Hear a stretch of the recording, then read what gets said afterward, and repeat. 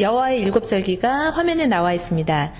이미 봄이 4절기인 6월절, 무교절, 초실절, 오순절이 예수와의 출임 때 성취되었습니다.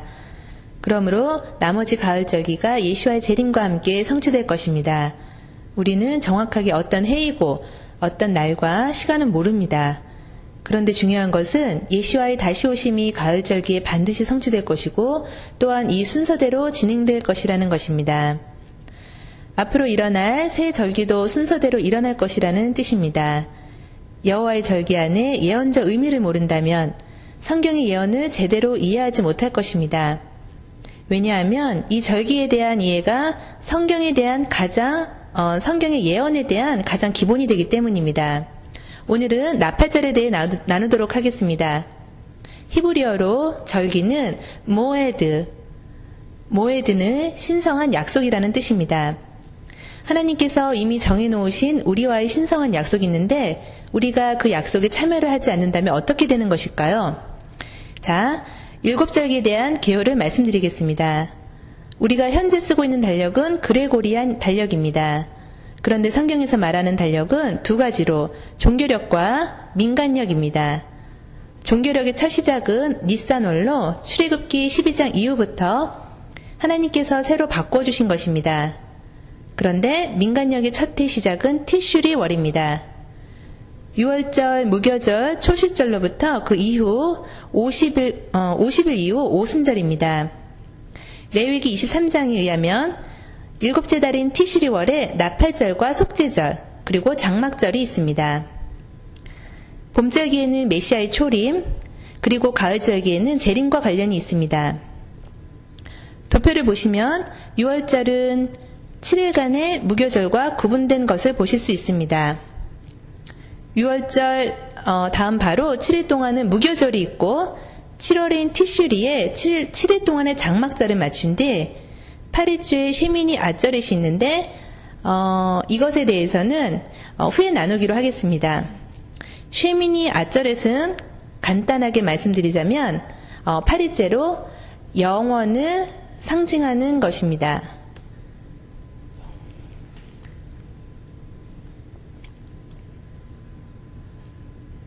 유대교에서는 나팔절을 로시 하샤나라고 부르면서 지구의 탄생일로 생각합니다. 우리는 1월이 첫 달인데 민간력 유대교에서는 티슈리를 첫째 달로 여깁니다. 창세기 1장이 테초에로, 그것이 히브리어로 베레쉿입니다. 유대인들은 새해 첫날로 여겨 샤나토브라고 서로 인사를 합니다. 자, 따라해보세요. 샤나토브.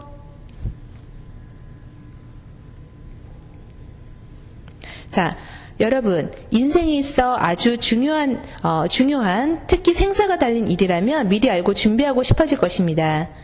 이런 이유로 주님이 우리에게 절기를 주시고 신성한 약속이 무엇이며 그리고 어떤 일이 일어날지에 대해 깨닫게 하시는 것입니다. 이것이 절기를 주신 목적 중에 하나입니다.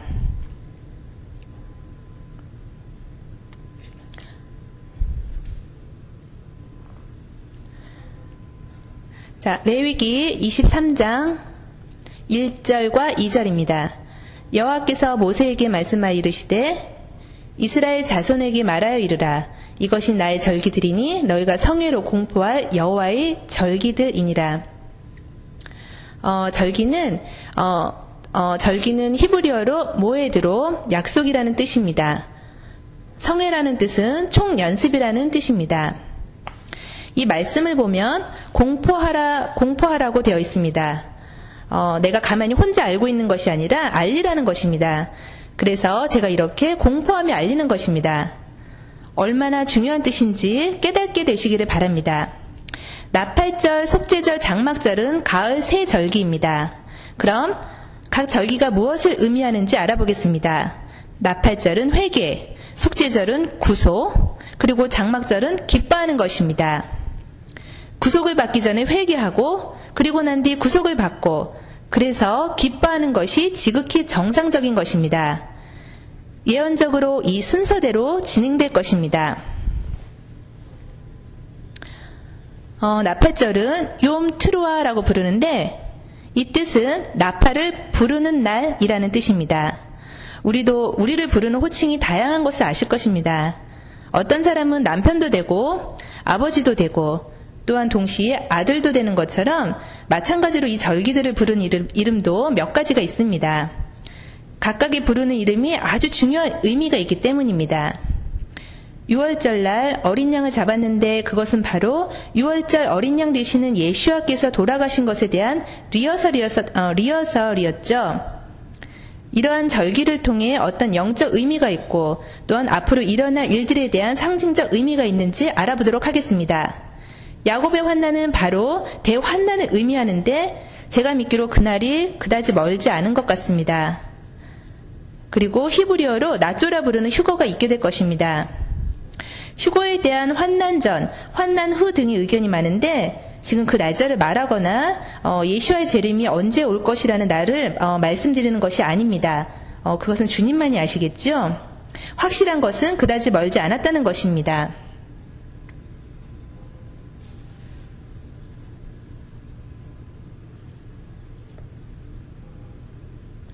히브리어로 욤 하디는 심판의 날이라는 뜻입니다. 또한 책을 펴다 혹은 문을 열다의 뜻이 있습니다. 또 요마카세는 숨겨진 날이라는 뜻, 핫키두시는 메시아와의 결혼이라는 뜻, 멀지 않아 일어날 것 같은데요. 하멜렉은 메시아의 대관식이라는 뜻입니다. 여러분 중 메시아가 왕관을 쓰시는 날 그 자리에 모두 참석하고 싶지 않으세요? 저는 당연히 그 자리에 있고 싶습니다. 메시아니 회중에서 욤 트루아와 욤 키퍼의 행사를 할 때 찬양을 부르고 또한 소파를 부는데요. 이스라엘이 깨어나라고 소파를 부는 것이고 또한 왕께서 이 땅의 주권을 회복하시라는 것입니다.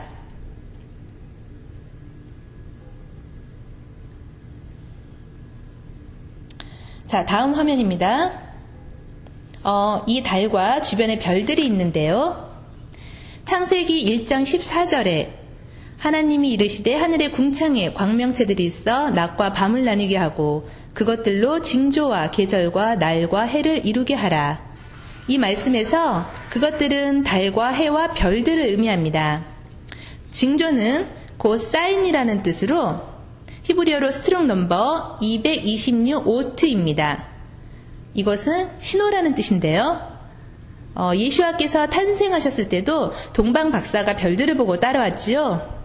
이처럼 하늘에서 하나님께서 우리에게 신호를 보내시는 방법입니다. 하나님께서 우리에게 신호를 보내심으로 무슨 일이 일어날지를 알게 하시는 것입니다. 이 말씀에서 계절은 단지 봄, 여름, 가을, 겨울을 의미하는 것이 아닙니다. 히브리어로 모에드로 절기와 같은 단어입니다. 신성한 약속을 위한 것입니다. 여기서 말하는 계절이 사계절을 의미하는 것이 아니라 절기를 의미하는데 하나님의 절기를 통해 무슨 일이 일어날지를 알게 하시는 것이므로 아주 중요합니다.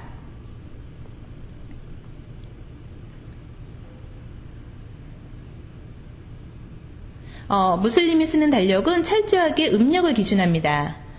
우리가 현재 일반적으로 쓰는 달력은 그레고리안 달력으로 양력입니다. 히브리 달력은 해와 달을 함께 쓴 달력입니다. 이 달력이 어디서부터 온 것일까요? 달력의 기원이 어디서부터 오신지 아십니까? 우리가 쓰는 달력은 무엇이라고 부르죠? 우리가 쓰는 달력을 그레고리안 달력이라고 합니다. 그 이름은 그레고리 교황으로부터 온 것입니다. 그리고 그는 줄리어스 시절을 따라 지은 것인데 원래는 주전 70년 전경에는 줄리어스 달력이라고 했습니다. 줄리어스 시절은 무엇을 상징할까요? 로마입니다. 바로 이교도 문화에서 온 것입니다.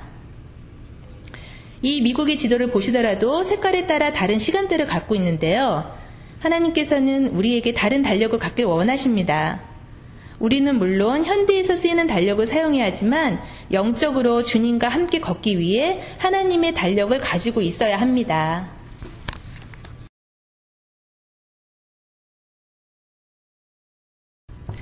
히브리 달력은 해와 달의 사이클을 함께 사용하는데요. 달의 순환으로 날짜를 결정하고 해의 순환으로는 연도, 해를 결정합니다.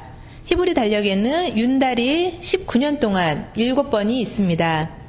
그러므로 우리가 쓰고 있는 달력과는 완전 다른 주기를 가지고 있습니다.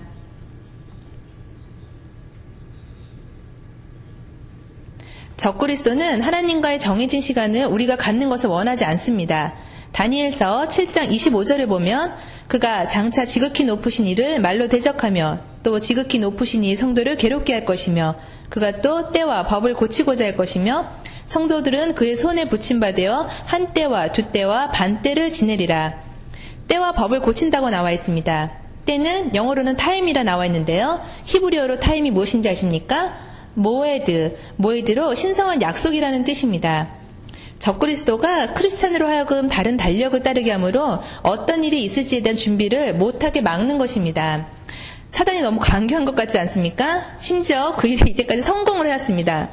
만약 여러분이 사업을 하시는데 경쟁업체가 있습니다. 여러분이 사업상의 이유로 아주 중요한 약속이 있는데 갑자기 누군가 전화가 와서 이런저런 이유로 날짜를 바꿔야겠다고 해서 여러분이 그 약속 장소에 다른 시간에 나갔다면 사업을 함께하는 사람이 나타나지 않고 그렇게 되면 이런 상황은 정말 어떤 상황일까요? 그러므로 하나님의 시간표를 바꾸는 것은 단순한 문제로 끝날 것이 아닙니다. 아모스 3장 3절 말씀, 두 사람이 뜻이 같지 않은데 어찌 동행하겠으며 하나님의 시간표를 따른다는 것은 아주 중요합니다. 만약 제가 다른 사람과 함께 걷고 있는데 걷는 사람이 5발자국 정도 앞서간다면 어떻게 해야 될까요? 빨리 와! 이렇게 말하겠죠? 우리는 주님과 함께 보조를 맞춰 걷는 것이 중요합니다. 만약 배우자와 함께 휴가를 떠났는데 배우자는 캘리포니아로 나는 하와이로 가져간다면 어디로 가야 할까요? 둘의 의견이 일치를 보기 전까지는 행동으로 옮길 수가 없습니다. 이와 마찬가지로 하나님과 함께 동행하려면 하나님이 하시는 일에 동의하지 않으면 안 됩니다. 레위기 23장 공포하라는 말씀이 나오는데요. 공포하다는 뜻은 사람을 부르다라는 뜻입니다. 레위기 23장을 보시면 여호와께서 모세에게 말씀하여 이르시되 이스라엘 자손에게 말하여 이르라. 이것이 나의 절기들이니 너희가 성회로 공포할 여호와의 절기들이니라. 엿새 동안은 일할 것이요 일곱째 날은 쉴 안식일이니 성회의 날이라. 너희는 아무 일도 하지 말라. 이는 너희가 거주하는 각지에서 지킬 여호와의 안식일이라. 나팔절은 히브리 달력의 티슈리 달의 첫 달로 레위기 23장 24절 이스라엘 자손에게 말하 이르라. 일곱째 달 곧 그 달 첫날은 너희에게 쉬는 날이 되지니 이는 나팔을 불어 기념할 날이요 성회라. 이날은 총연습을 하는 날인데요. 그렇다면 무엇을 기념하는 말씀입니까? 현충일은 참전 용사들을 기념하는 날입니다. 그런데 무엇을 기념하는 것일까요? 전쟁에서 전사한 군인들을 기념하고 기억하는 날입니다.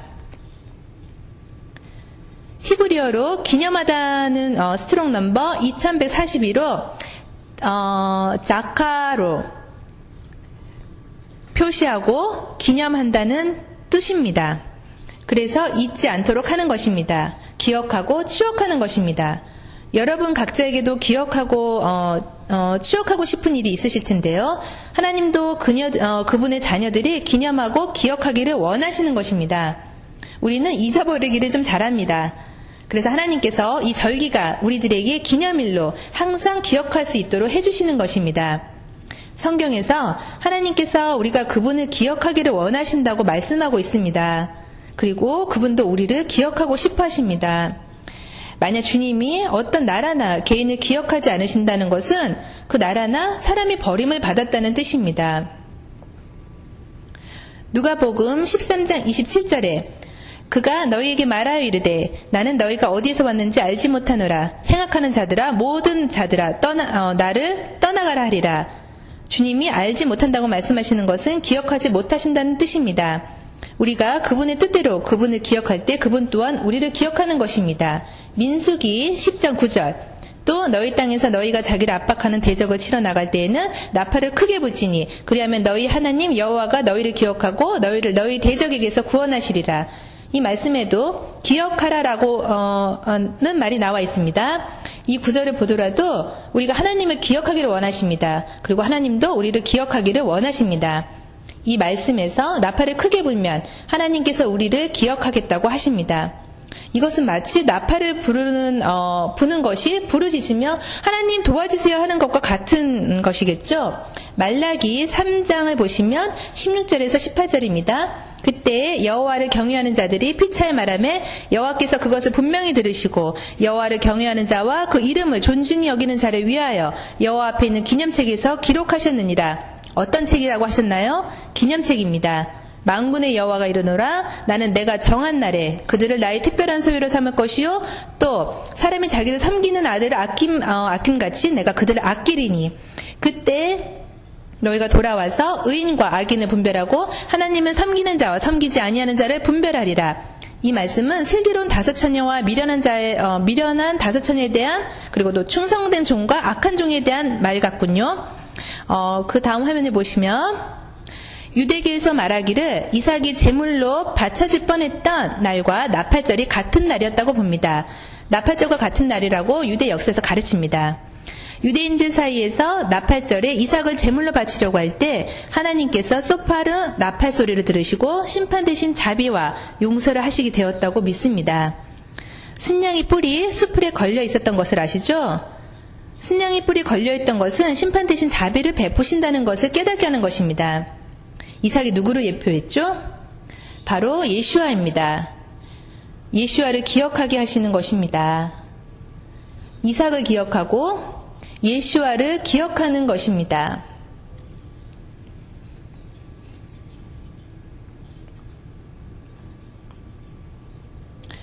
민수기 29장 1절에 무엇이라고 쓰였는지 보겠습니다.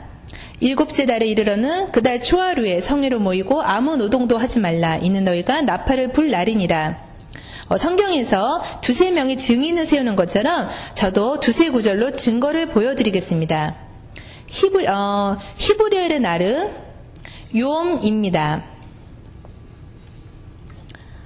불다의 히브리어는 트루아. 그래서 나팔절을 욤 트루아라고 부르는 것입니다. 많은 사람들이 로시 하샤나라고 알고 계시는데 실제 정확한 표현은 욤 트루아입니다. 뜻은 나팔을 부는 날입니다. 사람들이 발음하실 때 욤 트루아라고 하시는데 욤입니다. 욤 트루아. 마찬가지로 속죄일도 욤이 아니라 욤 키푸어입니다. 그럼 트루아의 뜻을 알아보겠습니다.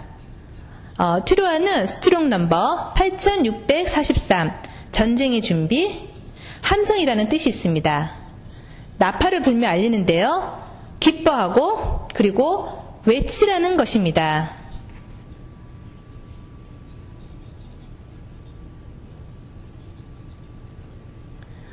또 나팔절의 중요한 단어는 경보하다, 알리다입니다. 그래서 나팔을 불고 소리치는 것인데 이것이 아주 중요한 의미를 가진 말입니다. 고린도전서 14장 8절에서 바울이 만일 나팔이 분명하지 못한 소리를 내면 누가 전투를 준비하리요? 라고 말했습니다. 그런데 만약 당신이 나팔 소리가 단순 회중의 모임이나 그런 것을 위하는 것인지 아니면 전쟁을 준비하는 것인지 분간을 못하신다면 어떡하시겠습니까?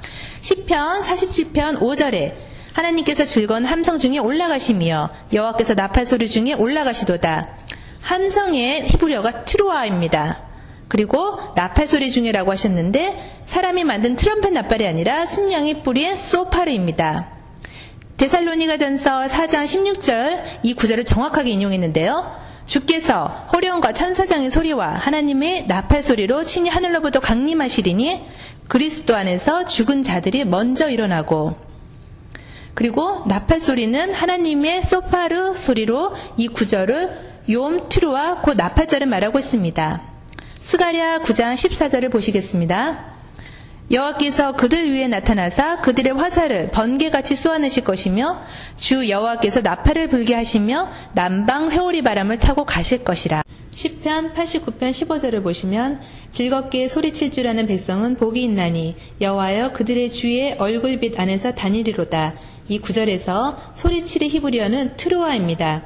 곧 소파리의 소리를 아는 백성은 복이 있다고 하는 것이 바로 이 소파리의 소리가 휴거의 나팔 소리이기 때문입니다. 야곱의 환난에 대해 알아보겠는데 제가 왜 이런 일들이 머지 않았다고 말하는지에 대한 이유를 곧 알아보도록 하겠습니다. 예레미야 30장 6장과 7절입니다. 너희는 자식을 해산하는 남자가 있는가 물어보라. 어찌하여 모든 남자가 해산하는 여자같이 손을 자기 허리에 대고 모든 얼굴이 겁에 질려 새파래졌는가. 슬프다. 그날이여 그와 같이 엄청난 날이 없으리라. 그날은 야곱의 환난의 때가 되미로다. 그러나 그가 환난에서 구하여냄을 얻으리로다. 이사야 26장 17절 여호와여 잉태한 여인이 산기가 임박하여 상고를 겪으며 부르짖음같이 우리가 주 앞에서 그와 같으나이다. 이사야 13장 6절에서 8절 너희는 애곡할지어다. 여호와의 날이 가까웠으니 전능자에게서 멸망이 임할 것이미로다. 그러므로 모든 손에 힘이 풀리고 각 사람의 마음이 녹을 것이라. 그들이 놀라며 괴로움과 슬픔에 사로잡혀 해산이 임박한 여자같이 고통하며 서로 보고 놀라며 얼굴이 불꽃 같으리로다. 이런 상황이 어떠할지 상상이라도 하실 수 있습니까? 다니엘서 12장 1절 그때 내 민족을 호위하는 큰 군주 미가엘이 일어날 것이요 또 환난이 있으리니 이는 개국 이래로 그때까지 없던 환난일 것이며 그때 내 백성 중 책에 기록된 모든 자가 구원을 받을 것이라. 책에 기록된 자라고 나와 있는데 제가 앞에 욤트루아라는 책을 펴다 혹은 문을 열다라는 뜻이 있다고 말씀드렸습니다. 이 책을 펴다와 문을 열다가 열쇠가 되는 중요한 뜻이라고 말씀드렸는데요.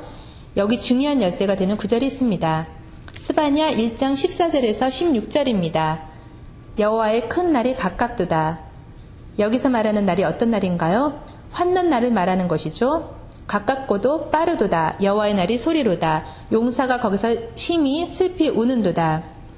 그날은 분노의 날이요 환난과 고통의 날이요 황폐와 패망의 날이요 캄캄하고 어두운 날이요 구름과 흑암의 날이로다. 아주 어두운 날로 욤테루아 나팔절인데요. 나팔을 불어 경고하며 견고한 성읍들을 치며 높은 망대를 치는 날이로다. 나팔을 부는 바로 나팔절을 의미합니다. 마태복음 24장 7절 그리고 8절입니다. 민족이 민족을 나라가 나라를 대적하여 일어나겠고 곳곳에 기근과 지진이 있으리니 이 모든 것은 재난의 시작이니라. 여기서 재난이라는 단어의 헬라어 뜻은 아이를 해산할 때의 고통을 의미합니다. 그날은 아주 어두울 것이라고 말하고 있습니다. 가장 어두울 때를 의미합니다. 이제 주의 날이 어떨 것인지 감이 잡히십니까? 좋은 상황은 아닌 것 같군요. 여러분 중 잠언서가 예언적 의미가 있는 말씀이라는 것을 아시는 분? 그럼 제가 보여드리죠. 잠언 7장입니다. 아니 우선 계시록 17장부터 하고 넘어가도록 하겠습니다. 5절 그의 이마에 이름이 기록되었으니 비밀이라 큰 바벨론이라 그의 음녀들과 가증한 것들이 엄이라 하였더라. 무엇의 엄이라고요? 가증한 것들입니다. 그럼 다니엘서 11장을 잠깐 보도록 하겠습니다. 이 구절을 적그리스도라고 말하고 있는데요. 32절 그가 또 언약을 배반하고 행악하는 자를 속임수로 타락시킬 것이나 오직 자기 하나님을 아는 백성은 강하여 용맹을 떨치리라. 자, 잠언 7장에서 1절 3절입니다. 자, 내 아들아 내 말을 지키며 내 계명을 간직하라. 내 계명을 지켜 살며 내 법을 내 눈동자처럼 지키라. 이것은 내 손가락에 매며 이것을 내 마음판에 새기라. 여기서 계명은 히브리어로 토라입니다. 아주 중요합니다. 토라의 실제의 뜻은 가르치다입니다. 그러므로 율법적으로 번역해 놓은 것은 사실 부적절하다고 봅니다. 성경에서 토라를 율법이라 번역해 놓은 것은 부적합하게 표기된 것으로 왜냐하면 히브리어 토라의 문자적 뜻은 가르치다 혹은 손가락으로 가리키다, 표적을 맞추다가 맞는 뜻입니다. 여러분 중 죄라는 뜻이 표적을 놓치다라는 것을 알고 계십니까? 토라는 표적을 맞추다이고 또한 마치 비가 와서 물이 흐르는 것의 뜻이 있습니다. 자, 이제 이런 뜻을 아시고 왜 잠언 7장에서 토라를 눈동자처럼 지키라고 했는지 이해하시게 될 것입니다. 잠언 7장 4절에서 10절입니다. 지혜에게 너는 내 누이라 하며 명철에게 너는 내 친족이라 하라. 그리하면 이것이 너를 지켜서 음녀에게 말로 호리는 이방 여인에게 빠지지 않게 하리라. 내가 내 집 들창으로 살창으로 내다보다가 어리석은 자 중에 젊은이 가운데에 한 지혜 없는 자를 보았노라. 그가 거리를 지나 음녀의 골목 모퉁이로 가까이 하여 그의 집 쪽으로 가는데 저물 때 황혼 때 깊은 밤 혹은 흑암 중에라. 황혼 밤 흑암이라고 하는데 야곱의 환난 날을 의미하는 것이겠군요. 그때 기생의 옷을 입은 간교한 여인이 그를 맞으니, 간교한 여인은 계시록 17장의 음녀를 말하는 것입니다. 이 간교한 여인이 어떻게 하는지 13절에서 15절까지 보시면 그 여인이 그를 붙잡고 그의 입맞추어 부끄러움을 모르는 얼굴로 그에게 말하되 내가 화목제를 드려 서원한 것을 오늘 갚았노라. 이 음녀가 종교적인 음녀라는 것을 알 수 있습니다. 이러므로 내가 너를 맞으려고 너와 내 얼굴을 찾다가 너를 만났도다. 마가복음 13장 34절을 보시겠습니다. 마가복음 13장 34절을 보시겠습니다. 가령 사람이 집을 떠나 타국으로 갈 때에 그 종들에게 권한을 주어 각각 사물을 맡기며 문지기에게 깨어 있으라 명한과 같으니 누가 타국으로 떠난다고 했습니까? 예수야입니다. 마태복음 25장을 보시겠습니다. 14절로부터 또 어떤 사람이 타국에 갈 때 그 종들을 불러 자기 소유를 맡긴과 같으니 각각 그 재능대로 한 사람에게는 금 5달란트를, 한 사람에게는 2달란트를, 한 사람에게는 1달란트를 주고 떠났더니 이 말씀에도 예수야께서 그분의 종들에게 일을 맡기시고 타국으로 떠난다는 뜻입니다. 마태복음 20장으로 또 다른 비유입니다. 천국은 마치 품꾼을 얻어 포도원에 들여보내려고 이른 아침에 나간 집주인과 같으니 집주인이 누구일까요? 예수와 주인이십니다. 그럼 다시 잠언 7장으로 가서 음녀가 무엇이라 말했는지 보겠습니다. 19절로부터 오라 우리가 아침까지 흡족하게 서로 사랑하며 사랑함으로 희락하자. 남편은 집을 떠나 먼 길을 갔는데 남편과 집주인은 먼 길을 떠났지만 정해진 약속 시간에 다시 오실 것입니다. 사단이 하나님의 시간표인 절기를 알고 있어서 메시아의 천년 왕국이 초막절과 함께 시작될 것이라는 것을 알고 있습니다. 올해의 정해진 시간을 히브리어로는 무엇이라고 하시는지 아십니까?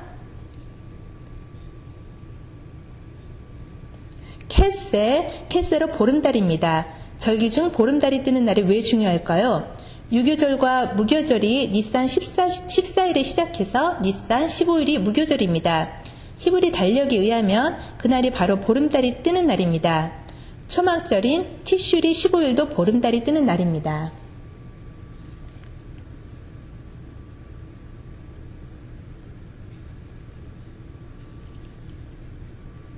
나팔절은 초승달이 쓰는 월삭입니다. 그러므로 절기로 보통 달이 뜨는 날이 되려면 초막절의 성취가 되어야 합니다. 그러므로 천년 왕국이 초막절에 시작된다는 뜻입니다. 그날이 도둑같이 온다고 했는데 누구에게 그런 일이 닥칠까요? 마크 목사님이 인터넷에서 적당한 그림을 찾으셨는데 무덤이 주위에 있네요. 계시록 3장 1절에서 3절입니다. 4대 교회의 사제에게 편지하라. 하나님의 7영과 7뼈를 가지신 이가 이르시되 내가 내 행위를 아노니 내가 살았다 하는 이름을 가졌으나 죽은 자로다. 어떤 자라고요? 죽은 자. 누구에게 말하고 있는 것인가요? 죽은 교회입니다. 너는 일어나 그 남은 바 죽게 된 것을 굳건하게 하라. 내 하나님 앞에 내 행위에 온전한 것을 찾지 못하였느니. 그러므로 내가 죽은 교회를 의미하죠. 어떻게 받았으며 어떻게 들었는지 생각하고 지켜 회개하라. 만일 일깨지 아니하면 내가 도둑같이 이르리니 어느 때나 내게 이르지는 내가 알지 못하리라. 도둑같이 이르는 것이 누구에게죠? 죽은 교회입니다. 그럼 다음 구절로 계시록 3장입니다. 라오디게아 교회에게 하시는 말씀입니다. 내가 말하기를 나는 부자라 부요하여 부족한 것이 없다 하나 내 곤고한 것과 가련한 것과 가난한 것과 눈먼 것과 벌거벗은 것을 알지 못하는도다. 내가 너를 권하노니 내게서 불로 연단한 금을 사서 부요하게 하고 흰옷을 사서 입어 벌거벗은 수치를 보이지 않게 하고 안약을 발라 사서 눈을 밝게 보게 하라. 계시록 16장 15절 보라 내가 무엇같이 오신다고요? 도둑같이 오리니 누구든지 깨어 자기 옷을 지켜 벌거벗고 다니지 아니하며 자기의 부끄러움을 보이지 아니하는 자는 복이 있도다. 이 말씀을 보더라도 라오디게아 교회에게 직접적으로 하시는 말씀입니다. 지키던 파수꾼들이 밤에 보초를 설 때 대제사장이 몰래 와서 이들이 자는지 안 자는지를 확인했습니다. 만약 이들이 자고 있으면 대제사장이 성전에서 불을 가져다가 그들의 옷 위에 불을 던져 옷이 불타게 하였습니다. 도둑같이 대제사장이 온 것이죠. 갑자기 당한 파수꾼들이 옷에 불이 붙어 놀라서 성전 뜰로 도망갔다고 합니다. 대제사장이 마치 한밤중에 예고 없이 도둑같이 온 것은 자고 있는 자들 때문입니다. 마태복음 25장 8절에서 13절, 슬기로운 처녀와 미련한 처녀 이야기입니다. 미련한 자들이 슬기 있는 자들에게 이르되 우리 등불이 꺼져가니 너희 기름을 좀 나눠달라 하니 슬기 있는 자들이 대답하여 이르되 우리와 너희가 쓰기에 다 부족할까 하노니 차라리 파는 자들에게 가서 너희 쓸 것을 사라 하니 그들이 사러 간 사이 신랑이 오므로 준비하였던 자들은 함께 혼인잔치에 들어가고 문이 닫힌지라. 미련한 처녀들은 말하는 것이죠. 그 후에 남은 처녀들이 와서 이르되 주여 주여 우리에게 열어주소서. 대답하여 이르되 진실로 너희에게 이르노니 내가 너희를 알지 못하노라 하였느니라.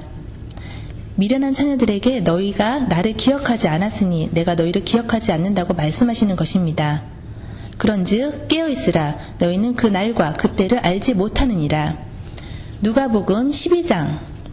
주인이 와서 종이 어떻게 하고 있다고요?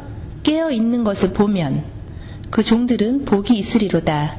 내가 진실로 너에게 이르노니 주인이 띠를 띠고 그 종들을 자리에 앉히고 나와 수종들리라. 주인이 혹 2경에나 혹 3경에 이르러서도 종들이 그같이 하고 있는 것을 보면 그 종들은 복이 있으리로다. 너희도 아는 바니 집 주인이 만일 도둑이 어느 때 이를 줄 알았더라면 그 집을 뚫지 못하게 하였으리라. 그러므로 너희도 준비하고 있으라. 생각하지 않은 때 인자가 오리라 하시니라. 베드로가 바로 무엇이라고 말했는지 보시기 바랍니다. 베드로가 주님이 하신 비유가 우리에게 하신 말씀입니까? 아니면 모든 사람에게 하신 말씀입니까? 모든 사람에게 하신 말씀이죠. 그 다음 구절을 보면 주님께서 지혜 있고 진실한 청지기가 되어 주인에게 그 집 종들을 맡아 때를 따라 양식을 나누어 자가 누구냐? 주인이 이를 때 그 종이 그렇게 하는 것을 보며 그 종은 복이 있으리로다. 그렇게 한다는 것은 깨어 있다는 것을 말씀하시는 것입니다. 내가 참으로 너에게 이르노니 주인이 그 모든 소유를 그에게 맡기리라. 이 구절을 잘 들어주십시오. 만일 그 종이 마음에 생각하기를 주인이 더디 오리라 하여 남녀 종들을 때리며 먹고 마시고 취하게 되면 누구의 종인가요? 바로 주님의 종입니다. 안 믿는 사람들이 아니라 준비가 안 된 믿는 자들을 말씀하시는 것입니다. 바리새인과 사두개인들에게 주님이 무엇이라 말씀하셨죠? 마태복음 16장 3절. 아침에 하늘이 붉고 흐리면 오늘은 날이 굳겠다 하나니 너희가 날씨는 분별할 줄 알면서 시대의 표적은 분별할 수 없느냐. 이들이 무슨 일이 일어나고 있는지를 이해하고 있지 못한다는 말씀입니다. 누가복음 19장. 이는 내가 보살핌 받는 날을 알지 못함을 이남이니라 하시니라. 이들이 준비가 되지 않았다는 말씀입니다. 제가 이제 말씀드리는 구절들을 들으시면 충격을 좀 받으실 것입니다. 역대상 12장 32절.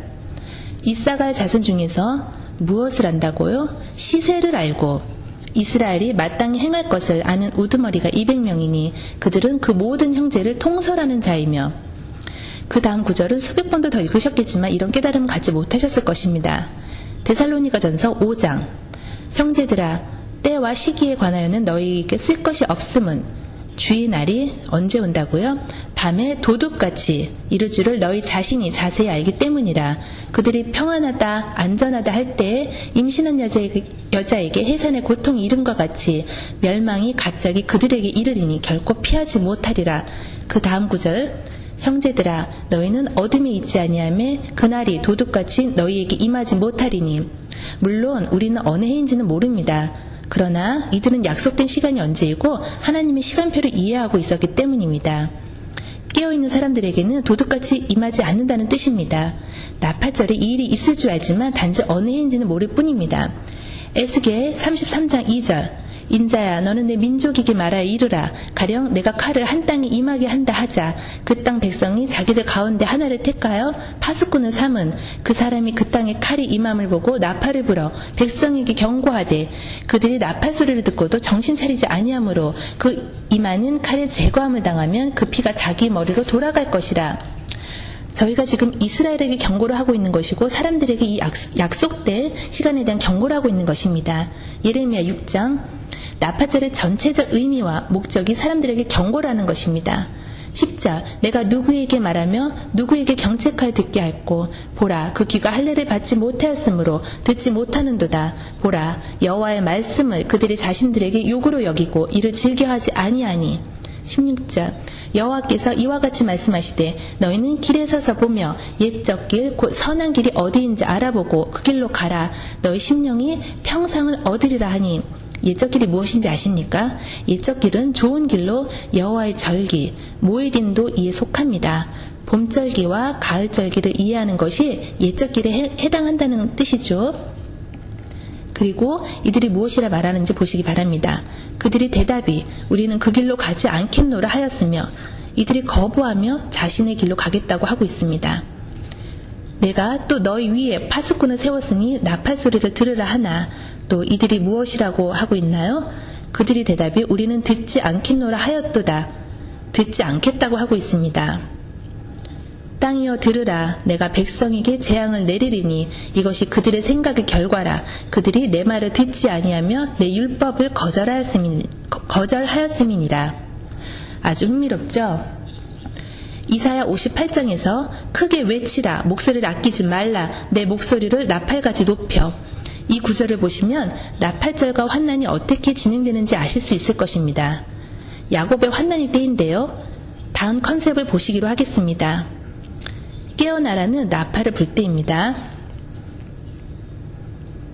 다니엘 12장 2절 땅의 티끌 가운데에 자는 자 중에서 많은 사람이 깨어나 영생을 받는 자도 있겠고. 자명종 시계가 하는 역할이 무엇입니까? 수치를 당하여서 영원히 부끄러움을 당할 자도 있을 것이며. 이사야 26장 19절 주의 죽은 자들은 살아나고 그들의 시체들은 일어나리라. 티끌에 누운 자들아 너희는 깨어. 여기 또 깨어라는 말이 있습니다. 노래하라. 주의 이슬은 빛난 이슬이니 땅에 죽은 자들을 내놓으리라. 이 자명종 시계를 보시면 거의 자정이 되어가고 있고 깨어나라고 하고 있습니다. 다음 구절은 아마 이런 뜻으로 이해하지 못하셨을 수도 있는데요. 데살로니가전서 4장 16절 나팔절의 중요한 단어가 외치다라고 말씀드렸죠. 기억하시죠? 나팔, 소파르. 주께서 천사장의 소리와 하나님의 나팔 소리로 친히 하늘로부터 강림하시리니 그리스도 안에서 죽은 자들이 먼저 일어나고. 이 말씀을 보시면 나팔절의 전체적 컨셉에 대한 이해하실 것입니다. 지금 화면에 보시는 것은 보름달인데요.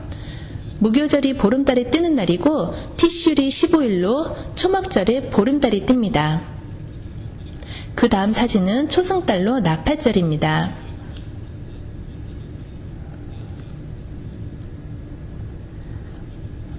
여러분, 제가 하는 말을 잘 들어주시기 바랍니다. 관용구를 제가 가르쳐 드리겠습니다. 디아스포라의 뜻을 아십니까? 유대인들이 바벨론과 전 세계로 흩어졌는데요. 흩어져 있어도 절기를 꼭 지켰죠. 나팔절이 유일하게 그 달의 첫날에 지키는 절기로 나머지 다른 절기들은 달의 중간이나 첫 주 다음입니다. 바벨론에 만약 있었다면 그 당시는 핸드폰이 없었죠. 어떻게 흩어진 유대인들에게 이 나팔절을 지키게 할 수 있었을까요? 산에 불을 내서 알아보게 했는데 하루 지난 뒤 보면 이미 끝났을 테니 그래서 이틀 동안을 지키도록 한 것입니다. 긴 하루라고 알려져 있기도 합니다. 왜 이틀 동안 지킬까요? 초승달이 떴을 때 흩어졌던 사람들이 알게 하기를 원했지만 그럼에도 불구하고 이날은 유일하게 어느 누구도 날짜나 시간이 언제 오는지 모릅니다. 사단도 이 나팔절이 되면 자신이 끝나게 된다는 것을 알지만 100% 언제인지 모르게 하기 위함입니다. 고린도전서 2장 8절. 이 지혜는 이 세대의 통치자들이 한 사람도 알지 못하였나니 만일 알았더라면 영광의 주를 십자가에 못 박히지 아니하였으리라. 이처럼 항상 하나님은 사단이 모든 것을 알지 못하게 하십니다.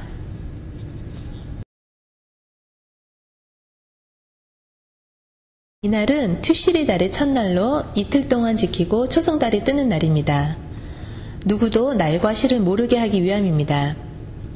이해가 되십니까? 나팔절이라는 것은 알지만 정확한 날짜와 시간은 모릅니다. 절기 중 유일하게 언제 시작하는지 모르는 절기가 바로 나팔절이기 때문입니다. 실제로 나팔절날 소파르를 100번 불게 되어 있습니다. 3가지 다른 종류의 소파르를 부는데요. 테키아로 한 번을 길게 붑니다. 그 다음은 쉐바림으로 3번 짧게 붑니다. 테루아는 9번 짧게 연속으로 부는 것으로 이렇게 3종류의 나팔을 3번씩 불면 9번을 부는 것이고 그렇게 연속으로 11번씩을 불면 99번을 불게 되는 것입니다. 그리고 100번째 나팔을 부는 것이 마지막 나팔인 것을 아십니까? 그러므로 데살로니가전서 4장의 나팔은 나팔절의 나팔을 의미하는 것입니다. 마지막 나팔이 나팔절을 의미하는 것으로 날과 시를 말하는 것은 아닙니다. 고린도전서 15장 51절. 우리가 많이 보던 말씀인데요. 보라, 내가 너희에게 비밀을 말하노니 우리가 다 잠잘 것이 아니요 마지막 나팔에 순식간에 호련히 다 변화되리니. 지금 이 구절에서 나팔절을 말하고 있는 것입니다. 마지막 나팔은 곧 나팔절의 나팔을 의미합니다. 욤투르와 혹은 로시 하샤나입니다. 오순절 나팔은 첫 번째 나팔로 알려져 있습니다. 욤투르와는 마지막 나팔, 그리고 속죄일의 나팔은 큰 나팔로 알려져 있습니다. 속죄절은 희년의 자유를 선포합니다. 아가서 2장 10절에서 11절 보시면 아마 가장 잘못 이해되고 있는 성경 중 하나라고 생각하는데요. 날 사랑하는 자가 내게 말하 이르기를 나의 사랑 내 어여쁜 자야 일어나서 함께 가자. 겨울도 지나고 비도 그쳤고. 밤에 자는 것뿐만 아니라 아예 동면을 하고 있군요. 그리고 비가 그쳤다고 했는데 비가 무엇일까요? 축복입니다. 예를 들어 교회 건물 안에만 있다가 추수 때가 되었는데도 나가지 않아서 축복을 놓쳤다는 것입니다. 아가서의 전체적인 이야기가 교회가 자고 있다는 것인데요. 하나님께서 교회를 추수를 앞두고 깨우고 싶어 하시는 것입니다. 16절부터 보시면 추수를 위해 깨어 준비하시도록 했는데 여인이 어떻게 반응을 하는지 들어보시겠습니다. 내 사랑하는 자는 내게 속하였고, 다른 말로 하면 예수님 당신은 나에게 속하였고, 내 주머니에 있다가 내가 필요하면 나오시고, 그리고 나서 여인이 말하기를 나는 그에게 속하였도다. 그가 백합과 가운데서 양떼를 먹이는구나. 17절. 내 사랑하는 자야 날이 저물고 그림자가 사라지기 전에 돌아와서 베데르산의 노르와 어린 사슴 같을지라. 여기서 베데르라는 히브리어의 뜻은 분리라는 뜻입니다. 다시 말하면 나는 집에 있을 테니 당신이 나가서 추수를 하라고 하는 상황인 것입니다. 이렇게 돼서 그 결과 어떤 일이 일어나는지 아가서 3장 1절과 2절을 보도록 하겠습니다. 내가 밤의 침상에서 마음으로 사랑하는 자를 찾았노라. 찾아도 찾아내지 못하였노라. 이 사진을 보시더라도 밤중에 자명정식에 불이 들었는데 자고 있군요. 이 여인이 어떻게 하는지 보시겠습니다. 이에 내가 일어나서 성 안을 돌아다니며 마음에 사랑하는 자를 거리에서나 큰 길에서나, 큰 길은 멸망으로 이르는 길을 의미합니다. 찾으리라 하고 찾으나 만나지 못하였노라. 봄비를 놓치고 또 가을비를 놓치고 있는 상황입니다. 내가 잘지라도, 여기서 잔다는 것은 수면을 의미하는 것이 아니라 영적으로 죽음을 의미합니다. 마음은 깨었는데 심장이 뛰더라도 겨우 살았다는 정도로 뛰겠죠? 날 사랑하는 자의 소리가 들리는구나. 문을 두드려 이르기를. 여기서 문을 두드리는 것은 똑똑하면서 두드리는 정도가 아니라 쾅쾅 두드리는 정도입니다. 나의 누이, 나의 사랑, 나의 비둘기, 나의 완전한 자야, 문을 열어다오. 내 머리에는 이슬이, 내 머리털에는 밤이슬이 가득하였다 하는구나. 머리에 이슬이 보였다는 것은 그녀도 나와 함께 이슬, 곧 축복을 받기를 원하였다는 뜻인데, 이 여인의 반응을 보시겠습니다. 내가 옷을 벗었으니 어찌 다시 입겠으며 내가 발을 씻었으니 어찌 다시 더럽히랴마는. 이 여인의 반응은 귀찮다는 듯이 옷을 다시 입겠냐고, 그리고 발도 씻었는데 더럽히게 왜 부르냐는 식입니다. 내 사랑하는 자가 문틈으로 손을 들이밀매 내 마음이 움직여서 일어나 내 사랑하는 자를 위하여 문을 열 때 몰약이 내 손에서, 몰약의 집이 내 손가락에서 문빗장이 떨어지는구나. 이 여인이 문을 닫은 것뿐만 아니라 아예 빗장까지 걸어 잠그고 있었네요. 이 여인은 간절한 마음으로 메시아가 다시 오시는 것을 기다리지 않았던 것입니다. 이 여인은 자고 있었고 메시아가 오셨을 때 미적미적하면서 문을 열려고 하였습니다. 그러면서 하는 말이, 내가 내 사랑하는 자를 위하여 문을 열었으나 그는 벌써 물러갔네. 그가 말할 때에 내 혼이 나갔구나. 내가 그를 찾아도 못 만났고 불러도 응답이 없었노라. 이것이 절기에 대해 관심을 갖지 않고 있다가 놓치는 것 같은 상황입니다. 브리카다샤 신약 성경 예배서서 5장 14절. 그러므로 이르시기를 잠자는 자여 깨어서 죽은 자들 가운데서 일어나라. 그리스도께서 너에게 비추시니라 하셨느니라. 정확하게 아가서의 아가서 상황에 대해 말씀하시는군요. 여기 심판의 날, 곧 책을 펴는 날, 문을 여는 날에 대한 좋은 예가 있습니다. 여러분, 항상 하나님께서는 우리에게 심판을 하시기 전에 경고를 먼저 주고 싶어 하시는 것을 아십니까? 하나님이 먼저 경고를 주시기를 원하십니다. 40이라는 숫자는 우리를 시험하시고 경고하시는 것을 의미합니다. 모세가 금송아지 사건 이후 40일을 속죄했던 것을 아십니까? 그리고 주님이 광야에서 40일을 계셨고요. 12정탐꾼이 며칠 동안 정탐을 하였죠? 40일입니다. 민수기 13장 24, 25절. 포도송이가 있는 곳을 에스골 골짜기라고 불렀는데요. 여러분이 이 말씀을 읽었을 때 무엇을 의미하는지 아셨습니까? 대추수가 가을에 있을 것이고 가을절기에 대한 말씀입니다. 며칠 동안 정탐을 하였죠? 40일입니다. 헤브론은 이 포도송이를 발견한 곳이고, 또 헤브론에 대해 무엇을 아십니까? 헤브론에 누가 묻혀있던 곳이죠? 바로 아브라함, 이삭, 야곱입니다.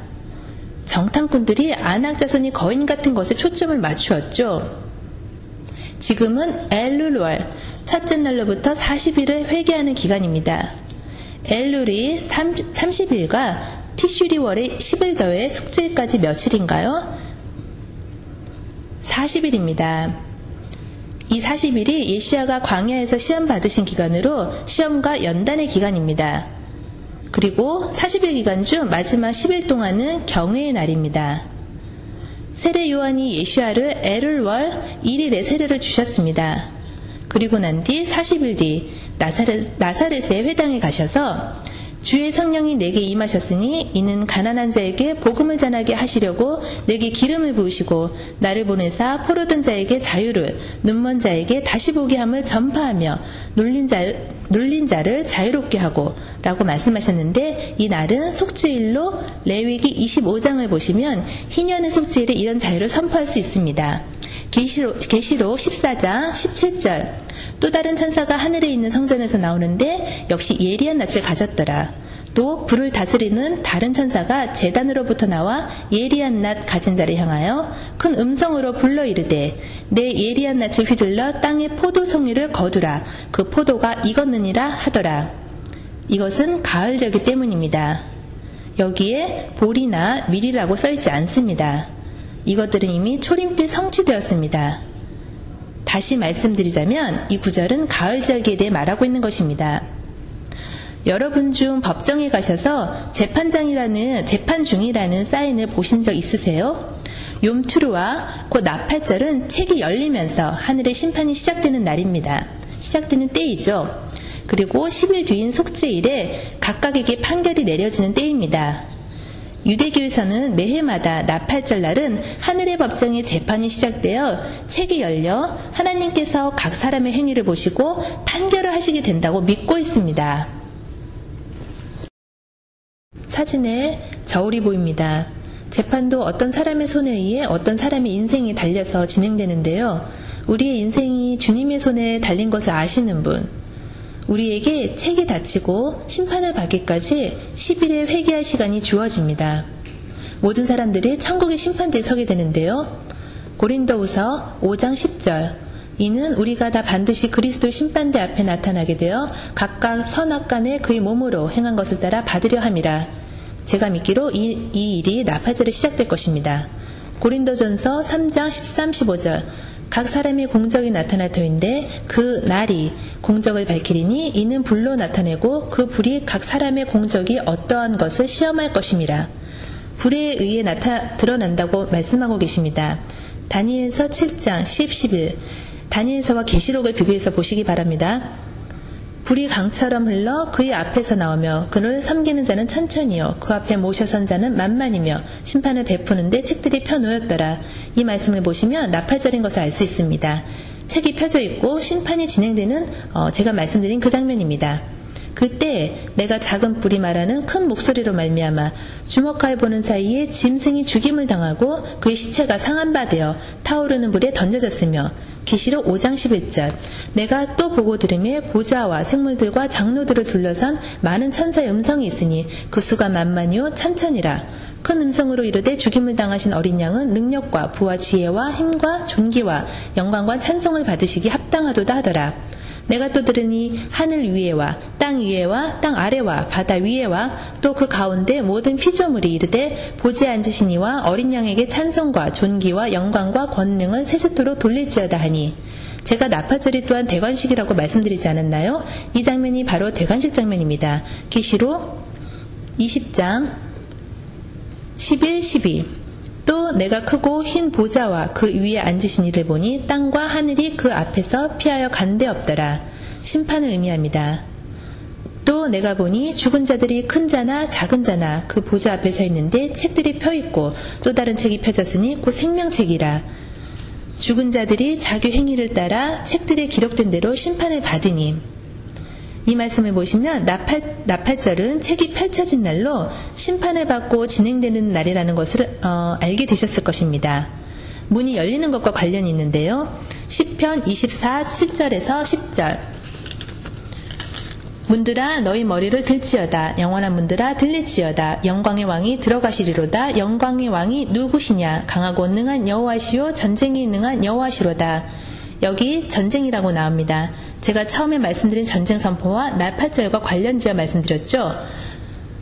문들아 너희 머리를 들지어다. 영원한 문들아 들릴지어다. 영광의 왕이 들어가시리로다. 영광의 왕이 누구시냐? 만군의 여호와께서 곧 영광의 왕이시로다.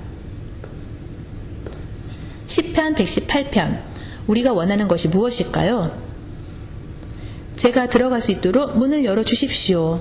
19절, 내게 의의 문들을 열지어다. 내가 그리로 들어가서 여호와께 감사하리로다. 이는 여호와의 문이라. 의인들이 그리로 들어가리로다. 다음 구절은 이사야 26장 2절입니다. 너희는 문들을 열고 신의를 지키는 의로운 나라가 들어오게 할지어다. 이 말씀을 보시면 누구에게 문이 열리는지 아시게 될 것입니다. 요엘 2장 보시면 1, 2절, 시온에서 나팔을 불며 나의 거룩한 산에서 경고의 소리를 질러 이 땅 주민들로 다 떨게 할지니 이는 여호와의 날이 이르게 됨이니라. 이제 임박하였으니 곧 어둡고 캄캄한 날이요 짙은 구름이 덮인 날이라. 새벽빛이 산 꼭대기에 덮인 것과 같으니 이는 많고 강한 백성이 이르렀음이니라. 이와 같은 것이 옛날에도 없었고 이후에도 대대로 없으리로다. 11절 13절, 여호와께서 그의 군대 앞에서 소리를 지르시고 그의 진영은 심히 크고 그의 명령을 행하는 자는 강하니 여호와의 날이 크고 심히 두렵도다. 당할 자가 누구이랴? 주의 날을 의미하고 있습니다. 스바냐 1장 14절 16, 여호와의 큰 날이 가깝도다. 가깝고도 빠르도다. 여호와의 날이 소리로다. 용사가 거기서 심히 슬피 우는도다. 보시면 나팔을 불어 경고하며 경고한 성읍을 치며 높은 망대를 치는 날이로다. 나팔절을 의미합니다. 흥미로운 사실은 나팔절을 또는 요마카세라고 부릅니다. 그 뜻은 숨겨진 날이라는 뜻입니다. 16절 후에 바로 스바냐 2장이 시작되는데요. 14절에서 16절은 여호와의 날에 대해 말하고 있습니다. 스바냐 2장 1절부터 수치를 모르는 백성아 모일지어다 모일지어다. 명령이 시작되기 날에 겨가 지나가기 전, 여호와의 진노가 너희에게 내리기 전, 여호와의 분노의 날이 너희에게 이르기 전 그리할지어다. 이 말씀들을 보면 서두르라고 하고 있습니다. 여호와의 규례를 지키는 세상의 모든 겸손한 자들아, 너희는 여호와를 찾으며 공의와 겸손을 구하라. 너희가 혹시 여호와의 분노의 날에 숨김을 얻으리라. 여기서 숨긴다는 것은 좋은 것이겠죠? 가사는 버림을 당하며 아스글로는 폐허가 되며 아스도는 대낮에 쫓겨나며 에그로는 뽑히리라. 2005년 8월 14일에 가사가 큰일을 당했는데요. 바로 아부월의 9일이었습니다. 아부월 9일에 이런 일이 일어나기 시작했습니다. 가사가 이렇게 되므로 이 말씀의 성취가 되어 주의날이 그리 멀지 않았다는 것도 알 수 있었습니다. 시편 27편 5절 여호와께서 환난 날에 나를 그의 초막 속에 비밀히 지키시고 그의 장막 은밀한 곳에 나를 숨기시며 높은 바위 위에 두시리로다. 환난 날에 숨기신다고 하시고 계십니다. 이사야 26장 20절 내 백성아 갈지어다. 내 밀실에 들어가서 내 문을 닫고 분노가 지나기까지 잠깐 숨을지어다. 보라 여호와께서 그의 처소에서 나오사 땅의 거민의 죄악을 벌하실 것이라. 땅이 그 위에 잦았던 피를 드러내고 그 살해당한 자를 다시는 덮지 아니하리라. 휴거를 말씀하시는 것이겠군요. 이날은 숨긴 날이라고 하는데요. 유대인들이 오랫동안 이렇게 불러왔죠. 크리스찬들은 첫째 절기를 이해하고 유대인들은 둘째 절기를 이해하는데 언젠가는 한 곳으로 모일 겁니다. 다음 보실 것에 관심이 가는데요. 메시아의 결혼입니다. 여러분 중 주님과 결혼하기를 원하시는 분 당연히 결혼해야겠죠. 요엘 2장 15절 16절 너희는 시온에서 나팔을 불어 거룩한 금식일을 정하고 성회를 소집하라. 백성을 모아 그 모임을 거룩하게 하고 장로들을 모으며 어린아이와 젖먹는 자를 모으며 신랑을 그 방에서 나오게 하며 신부도 그 방에서 나오게 하고. 이 말씀을 보면 결혼날이 나팔을 부는 날과 같은 것을 보실 수 있습니다. 그 신방의 의미는 후파를 의미합니다. 후파를 보신 적 있으십니까? 유대인들은 항상 후파 아래서 결혼을 합니다. 흥미로운 것은 신부가 결혼할 때 신랑의 이름을 부르는데 예레미야 23장 6절 그의 이름은 여호와 우리 공의라 일컬음을 받으리라. 그리고 예레미야 33장을 보시면 16절 뒤에 여호와는 우리의 의라는 이름을 얻으리라. 그분의 이름을 이렇게 부른다는 것입니다. 유대인의 결혼은 두 절차가 있는데요. 에롯이는 정원하는 것이고 케두시는 결혼의 완성입니다. 제가 말씀드리는 이 사실을 아시면 놀라게 되실 것입니다. 이 사진은 엘리에셀이 이삭의 아내인 리브가를 찾으러 간 장면입니다. 과거에는 부모님이 주로 결혼을 주선하였습니다. 신랑이 신부의 집에 갈 때 세 가지를 일반적으로 준비해 갑니다. 결혼 지참금, 약혼사였어, 그리고 포도주입니다. 만약 딸이 있는 집에 남자가 오면 부모는 미심쩍어하며 왜 우리 집에 왔으며 우리 딸을 어떻게 하려느냐 할 것입니다. 그러면서 이 세 가지를 가지고 왔는지 확인할 것입니다. 지참금이 서로 간에 승인되는 잔에 포도주를 따름으로 정원서역에 합법화가 되는 것입니다. 정원 단계는 완전히 결혼해서 함께 사는 단계는 아닙니다. 이 단계에서 물론 남편과 아내라고 서로 부를 수는 있습니다. 창세기 24장 53절을 보면 은금, 폐물과 의복을 꺼내어 리브가에게 주고 그의 오라버니와 어머니에게도 보물을 주니라. 창세기 24장을 보면 리브가가 허락해야 했습니다. 리브가를 불러 그에게 이르되 내가 이 사람과 함께 가려느냐? 그가 대답하되 가겠나이다. 신부도 항상 동의해야 합니다. 리브가는 이삭을 한 번도 본 적이 없이 결혼을 결정합니다. 베드로전서 1장에 보면 흥미로운 표현이 있는데요. 8절에 예수를 너희가 보지 못하였으나 사랑하는도다. 이제도 보지 못하나 믿고 말할 수 없는 영광스러운 즐거움으로 기뻐하니. 우리도 주님을 실제 본 적이 없지만 우리가 동의하고 결혼하기로 한 것과 마찬가지입니다.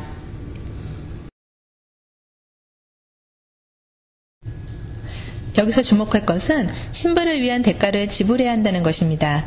예를 들어 신랑이 내가 신부를 맡기 위해 10불을 지불하겠습니다. 이런다면 어떻게 생각하시겠습니까? 그런 부모가 이러겠죠? 자네가 내 딸을 별로 사랑하지 않는구만. 이처럼 더 많은 지참금을 지불할수록 딸을 더 많이 사랑한다고 여깁니다. 베드로전서 1장 18절과 19절 말씀. 너희가 알거니와 너희 조상이 물려준 헛된 행실에서 대속함을 받은 것은 은이나 금같이 없어질 것으로 된 것이 아니요 오직 흠없고 점없는 어린 양 같은 그리스도의 보배로운 피로 된 것이니라. 하나님의 외아들을 신부를 위해 대가를 지불하게 하셨는데 하나님의 입장에서 여러분의 가치는 어느 정도일까요? 신부를 위한 대가가 바로 목숨을 바치고 값으로 사신 것입니다. 고린도전서 6장 20절. 값으로 산 것이 되었으니 그런즉 너희 몸으로 하나님께 영광을 돌리라. 정혼은 합법적 부부이나 아직은 함께 사는 단계가 아닙니다. 예레미야 2장 2절. 하나님께서 이스라엘에게 상기시킵니다. 가서 예루살렘의 귀에 외칠지니라. 여호와께서 이와 같이 말씀하시기를 내가 너를 위하여 내 청년 때의 인애와 내 신혼 때의 사랑을 기억하노니 곧 씨 뿌리지 못하는 땅 그 광야에서 나를 따랐음이니라. 호세아 2장 19절.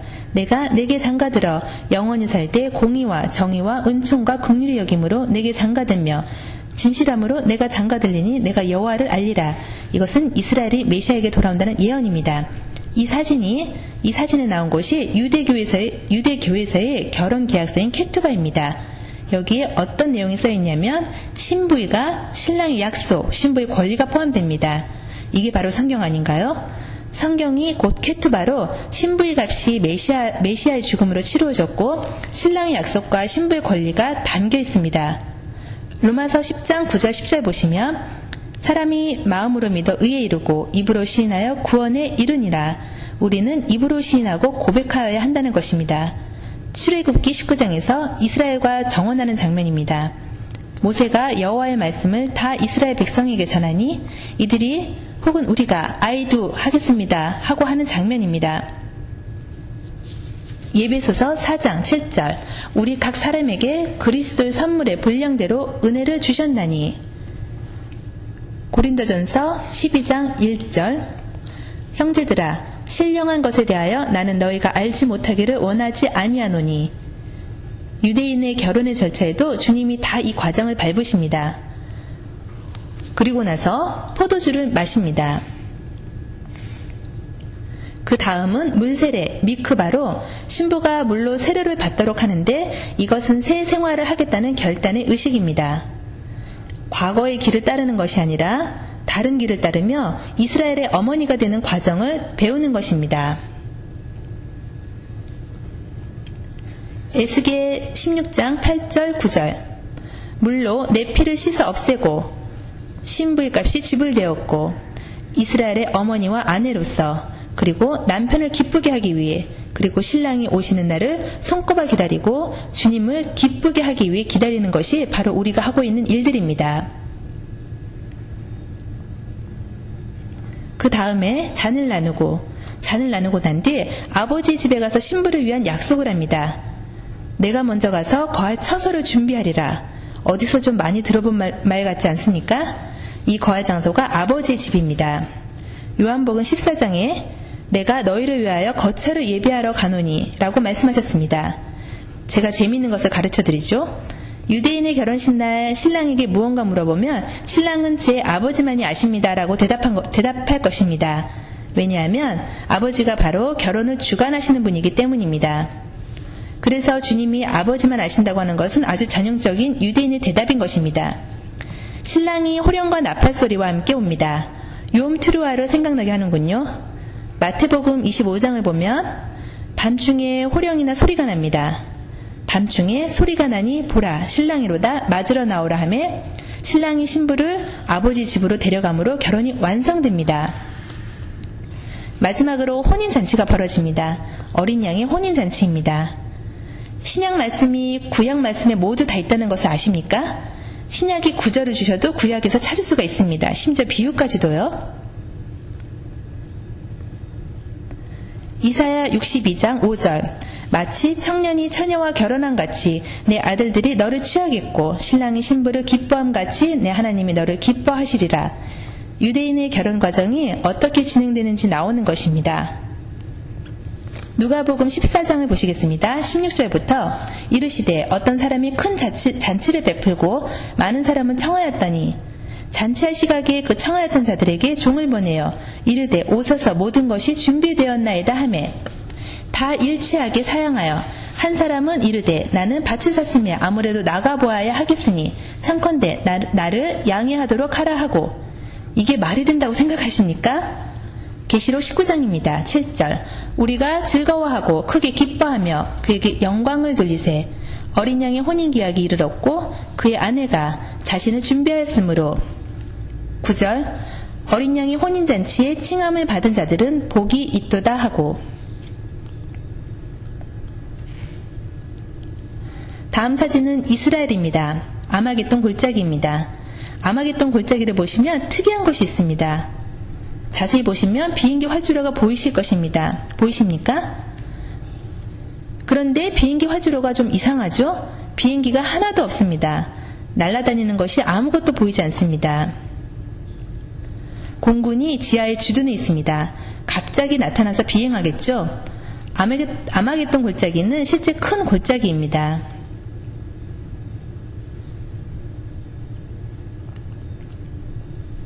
계시록 19장에 하늘에 있는 군대들이 희고 깨끗한 세마포 옷을 입고 백마를 타고 그를 따르더라.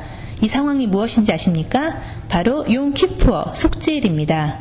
속죄일날 유대인들은 흰옷을 입습니다. 나팔절로부터 10일 뒤 속죄일날 전부 하얀 옷만 입습니다. 흥미있지 않습니까? 16절 그 옷과 그 다리에 이름을 쓴 것이 있으니 만왕의 왕이요 만주의 주라 하였더라. 또 내가 보니 한 천사가 태양 안에 서서 공중에 나는 모든 새를 향하여 큰 음성으로 외쳐 이르되 와서 하나님의 큰 잔치에 모여 왕들의 살과 장군들의 살과 장사들의 살과 말들과 그것들 탄 자들의 살과 자유인들이나 종들이나 작은 자나 큰 자나 모든 자의 살을 먹으라 하더라. 우리 모두 어린 양의 혼인잔치에 가게 될 텐데 여러분은 어떤 자리에 앉고 싶습니까? 먹는 자리입니까? 아니면 먹히는 자리입니까? 마태복음 22장 가서 1절 예수께서 다시 비유로 대답하여 이르시되 천국은 마치 자기 아들을 위하여 혼인잔치를 베푼 어떤 임금과 같으니 그 종들을 보내어 그 청년 한 사람을 혼인잔치에 오라 하였더니 오기를 싫어하거늘. 이 상황을 상상할 수 있겠습니까? 9절 내 거리 길에 가서 사람을 만나는 대로 혼인잔치에 청하러 오라 한대 종들이 길에 나가 악한 자나 선한 자나 만나는 대로 모두 데려오니 혼인잔치에 손님들이 가득한지라. 임금들이 손님들을 보러 들어올세 거기서 예복을 입지 않는 한 사람을 보고. 이 패턴은 스바냐 1장에서 방백들과 왕자들과 이방인의 옷을 입은 자들을 벌하시는 것과 같은 상황입니다. 누가복음 14장도 같은 상황을 말하고 있습니다. 마지막으로 하멜렉은 메시아의 대관식이라는 뜻입니다.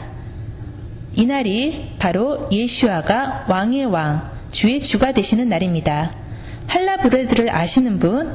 유대인이 매 안식일마다 먹는 긴 빵을 아십니까? 할라의 모양이 왕관의 모양과 같은데요. 만약 서클로 만든다면요?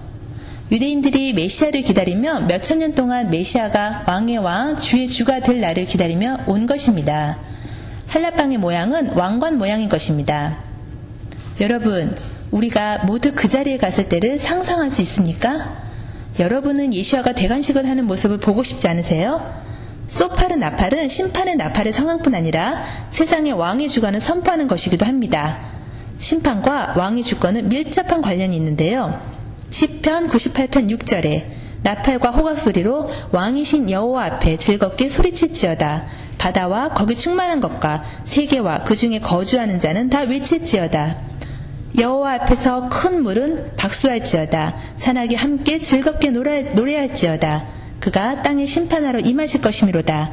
그가 의의 세계를 판단하시며 공평으로 그의 백성을 심판하시리로다.